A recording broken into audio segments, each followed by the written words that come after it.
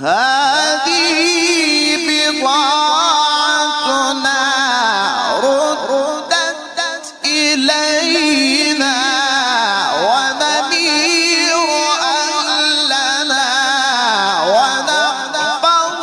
أخانا ونزداد كيل بعير ذلك كيل